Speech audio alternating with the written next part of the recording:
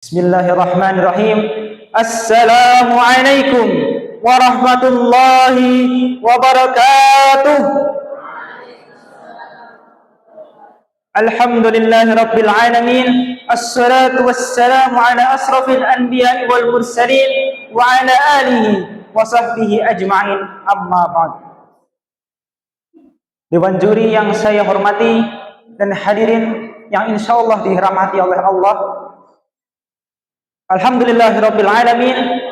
Segala puji bagi Allah, Zat semesta alam yang telah menjadikan masjid sebagai rumah ibadah kita dan pusat dari kehidupan umat.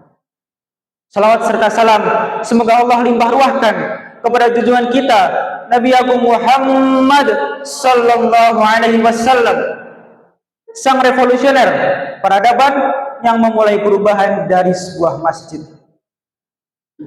Dewan juri yang arif, tampan dan bijaksana, sekaligus para hadirin yang saya hormati, hari ini kita akan membahas sedikit suatu hal yang sangat familiar di telinga kita, namun seringkali kita melupakan apa maknanya, yaitu fungsi besar masjid dalam Islam.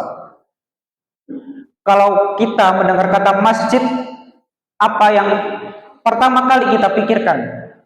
Kebanyakan yang kita pikirkan pertama kali adalah mungkin tempat sholat, ngaji, taraweh, Idul Fitri, udah gitu-begitu saja. Tapi coba kita kembali flashback ke zaman Rasulullah SAW. Waktu Rasulullah hijrah ke Madinah, bangunan yang pertama kali beliau bangun bukanlah rumah ataupun pasar, melainkan Masjid Quba, lalu Masjid Nabawi. Disitulah terjadi yang namanya pendidikan, penguatan sosial, pengelolaan ekonomi, sampai budaya Islam terbentuk. Dalam Quran surat At-Taubah ayat 18 Allah berfirman, A'udzubillahi minasyaitonir rajim. Bismillahirrahmanirrahim.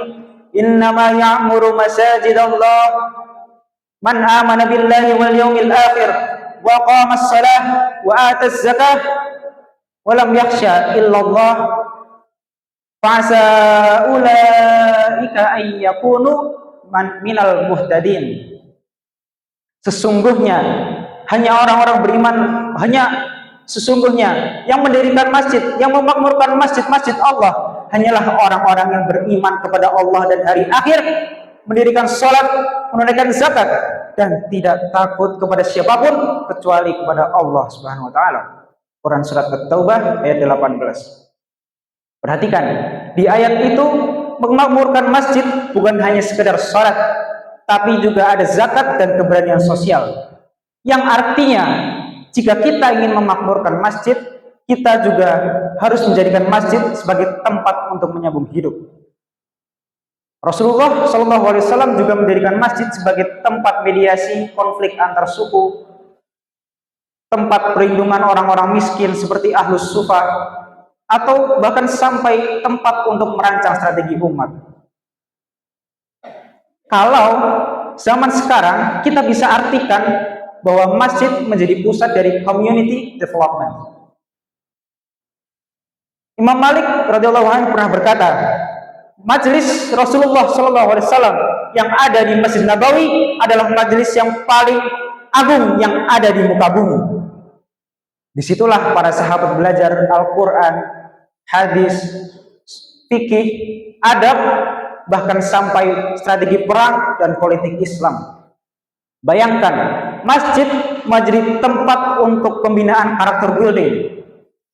Kalau di zaman sekarang, masjid berbasis pendidikan bisa punya semacam kelas tahfidz dan tafsir, kelas literasi keuangan berbasis syariah, kajian parenting Islami, atau bahkan ruang belajar terbuka untuk semua usia.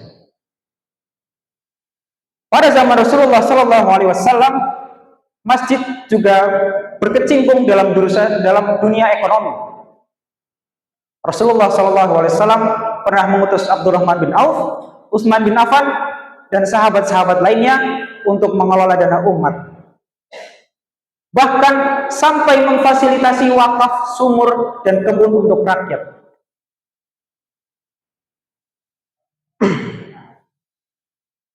Disitulah maka selain wakaf, sumur, kebun rakyat, bahkan zakat, infak, dan sedekah juga semuanya dikelola melalui masjid. Jadi, kenapa masjid zaman sekarang ini tidak jadi tempat atau pusat pengelolaan dana umat? Kenapa tidak ada koperasi masjid ataupun pelatihan bisnis halal untuk anak muda? Kalau pengelola masjid visioner, maka masjid bisa menjadi pusat microfinance berbasis syariah. Tidak hanya membangun menara, tapi juga membangun martabat ekonomi umat. Pada zaman Rasulullah Shallallahu Alaihi Wasallam, masjid juga menjadi pusat bagian dari budaya. Bukan budaya hura-hura, melainkan budaya ilmu, akidah, dan juga keindahan. Man dakhala hadzal masjid liyata'allama khairan aw yu'allimahu kana kal mujahidi fi sabilillah. Barang siapa yang memasuki masjidku untuk belajar kebaikan dan atau mengajarkannya, maka ia sama seperti pejuang di jalan Allah. Hadis riwayat Ibnu Majah. Dalam sejarah, masjid tidak hanya menjadi pusat ekonomi, sosial, ataupun pendidikan, tapi juga pusat dari budaya, seni kaligrafi, sastra Islam, bahkan seni arsitektur. Keindahan yang tentunya syarat makna. Bayangkan ketika masjid zaman sekarang punya ruang kreativitas untuk pemuda, lomba azan qasidah, mungkin juga pentas seni untuk dari berbagai daerah, atau mungkin workshop seni Islami. Dewan juri yang arif, tampan, yang bijaksana, dan hadirin yang insya Allah dirahmati Allah, bahwa masjid tidaklah hanya sebuah bangunan, melainkan pusat dari peradaban.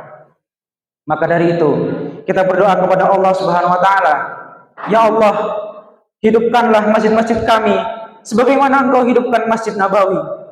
Jadikanlah masjid-masjid kami sebagaimana Engkau menjadikan Masjid Nabawi sebagai pusat peradaban dan perubahan kami.